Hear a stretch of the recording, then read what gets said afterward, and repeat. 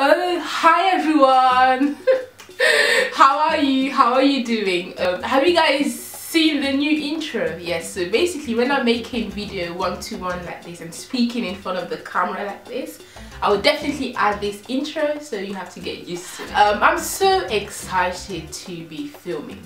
Yes, anyway, I'm so excited, and the topic of this video is going to be about the relationship between parents and their children in the kind of African Ghanaian society. Like, in terms of, do we feel comfortable as Ghanaians or as Africans or as people to go to our parents for advice? You know, do we feel comfortable to go to, I don't know, to go to our parents if you got, you know, a relationship issue? Or the truth is, everyone grew up. You go from being a child, being that, you know, very, I don't know, gentle. I mean, obviously I hope you guys are still gentle, but you know, you go from being a child to being an adult, and this is a huge change. Alright, so this week I've been going on my social network. I basically asked my friends on the internet why they think needs to be discussed more in the Ghanaian society. You know, just because I just thought, hey, let me just hear people's opinions, and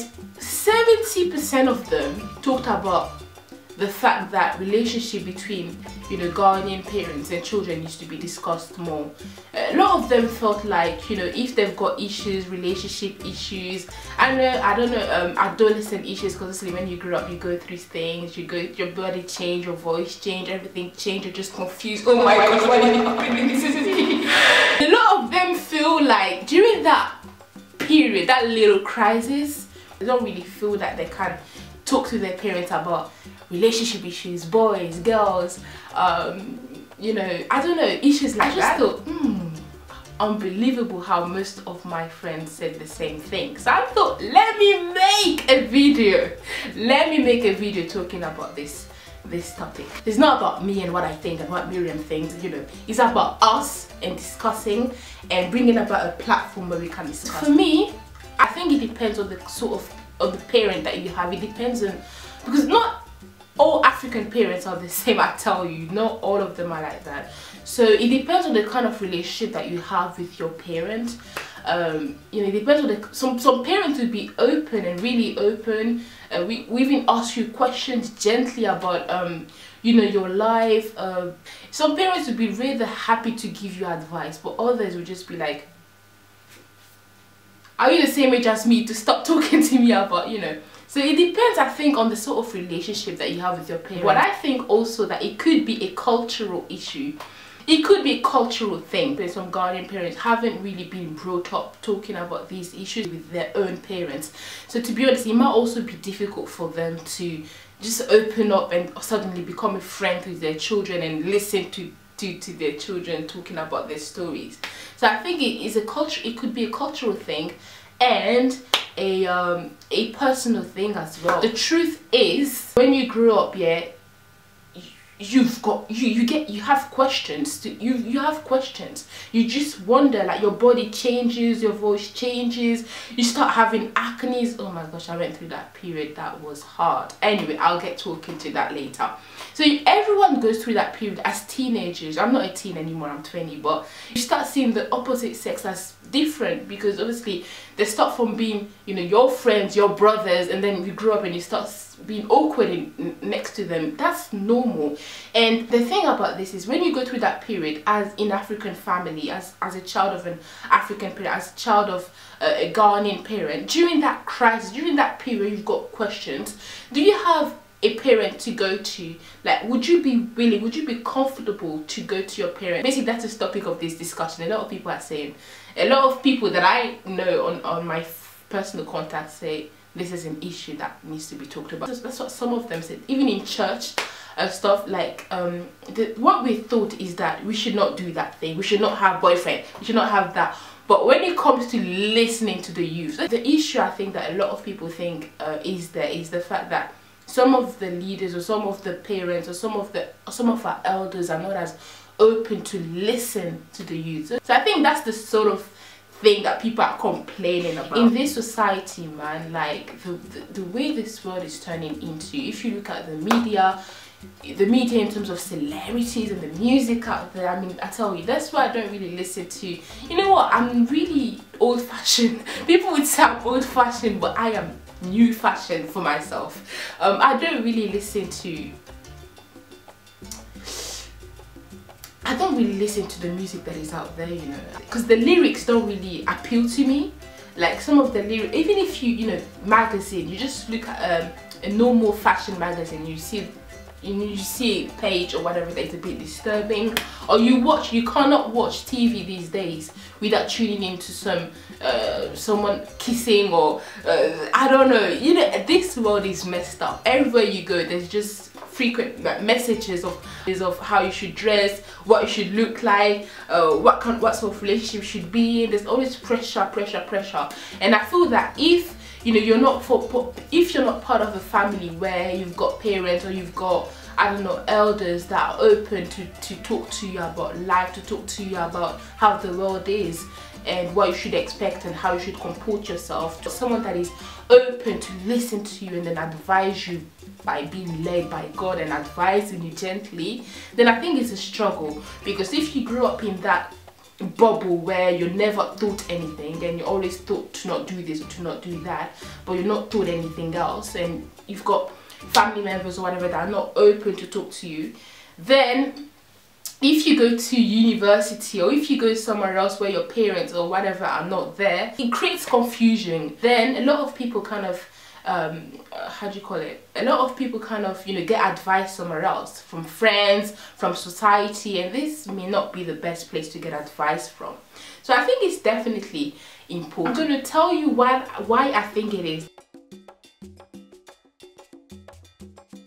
Sometimes it's because of a sense of denial. Some parents don't really want to accept that their children are growing. Sometimes that's what it is. Sometimes it's not even a cultural thing or anything else. Sometimes it's just denial. So she don't want to give you any advice. You don't want to listen to any of your points or any of your struggles. Your child is growing, it's got questions. What do you want to do? So I'm going to share some of my experiences as well, how it was for me.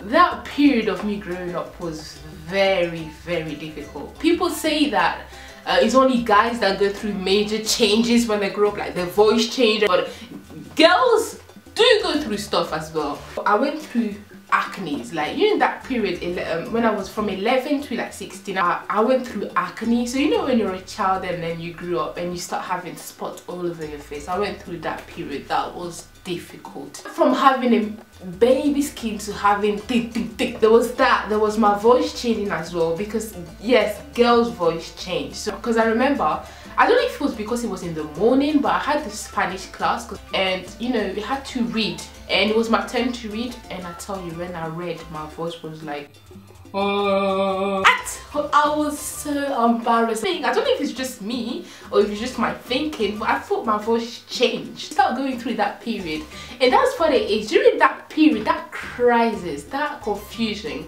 do you have a family member to go to? And that's what some of the people said. Nah, for me, because I'm a Christian, so when you have a relationship with God like that, you're not really how do you call it, you're not really disappointed when your parent or whatever don't really help you like that. So for me, there was just this sense of denial when my parent didn't really want to accept the fact that my baby was growing.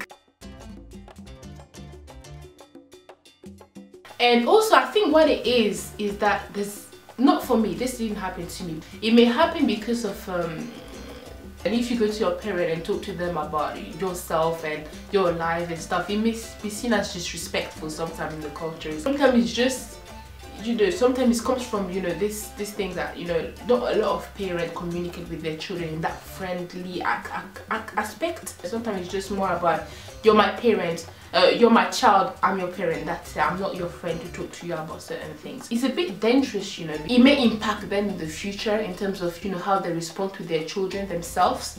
So yeah, that's what I think it is, to be honest. I don't even know what to say about this subject, because it's so broad and it's so, and there's a lot of layers to this conversation. And what I did, because I thought me just in front of the camera, like, would be a bit boring, so what I did is actually went to my university and I just asked people around uni, youths like me, what the experiences was like.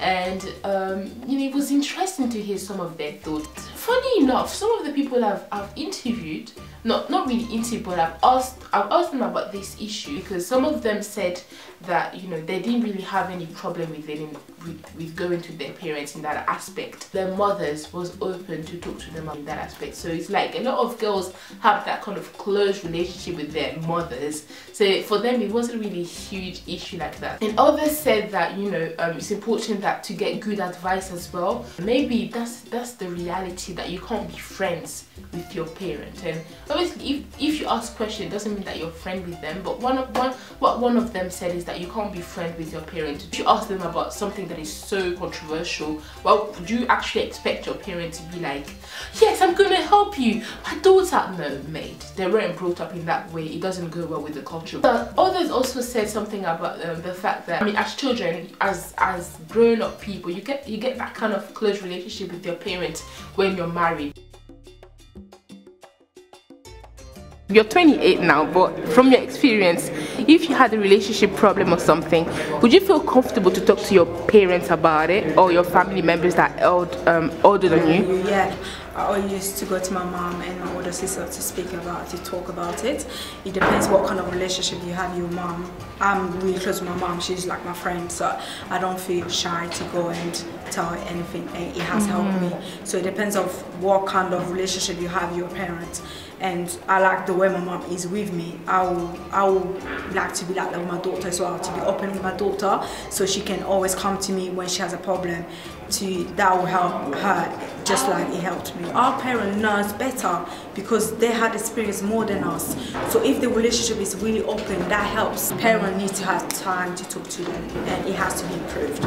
Yeah. All right. What country are you from, by the way? I'm from Congo. Ooh, Congo. I like Congo. Thank you so much. Yeah, my mom's very open. I don't feel like she kind of subscribes to the typical African mentality.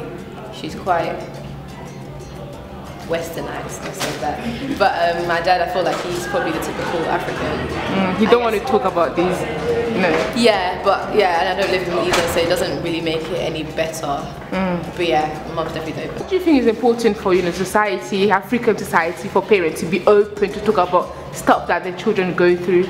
I think it's not silly, but it's silly of them to withhold or not speak to their children, knowing that that's exactly what they went through with their parents, and that's how their life ended up. So they continue the vicious cycle, and it doesn't help society because you seek advice in different places, other places that may not be best for you. And yeah. What is your Ghanaian name, by the way? Do you know? Sewa. Sewa. Okay. Amma. Hey. God. Straight, that's it. Obviously there's friends, but then there's so many other people who could be pouring into that child that may not be of the best influence. And not being able to speak to your parents, one, could even mean a child who's going through abuse where you'll just be suffering in silence. Let's say in a Western family, for instance, they have, well, from what I think, they have a level of I'm your parent, but I'm your friend.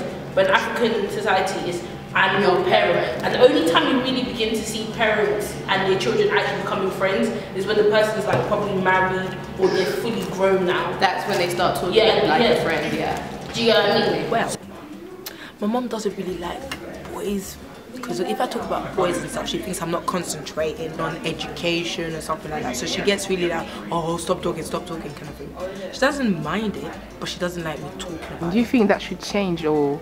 Would you? I don't mind, because sometimes I don't want my mom to be in my business. Because then she will be like, oh, every time there's a problem, she'll talk. So you don't want like anything to read? No, maybe when I'm older, when I'm married, that's when I can come for advice, because that's when I know she's been through it, she can advise me. That's different. But now, young age now. What about you? She's my cousin, by the way, guys. Ooh. Hi. Hey, family. Okay, I do feel comfortable talking to my parents about relationships and stuff like that, but I just think that I shouldn't abuse it, because I do want my parents to take me seriously. Because I know in the past I've been doing that to my dad, and he would just look at me thinking I'm joking. However, when I talk to my mum, it's a bit different because she gets a bit, you know, uncomfortable because she's thinking, okay, you're a female. Do you think it's important for, you know, Africans to be open to listen to their children about everything so that they can get good advice? Do you know why? Yeah. Because they're so cold. You think it's important? It is, because when they don't open up here, so they're so reserved and so African minded that their children start to like do things behind their back because you know you're scared. Oh no, my mum wouldn't allow me. So you do think it's not when you're calm, you know, talk to your mum is more, you know what I mean? Like, no, it's true because you know you can't, like for example, you can't tell like your children don't do this, don't do that, because you know you have to make mistakes for you to learn from it. Do you think it's the parents' job to do that, really? You have to from a very young age. Well, I don't mind not telling my mum about relationship. I think opening up, as in speaking, is a different thing. That's they should do it. Not just relationship. All right, everything in general. Yeah, speak to me about life. You know, life, she's old enough. Like we're all old enough, so like our parents should come to us and be like, sorry, our parents should come to us and ask us like, you know, how's uni stressing you? They don't care. They don't care. It's you go to school, finish. They don't think about it.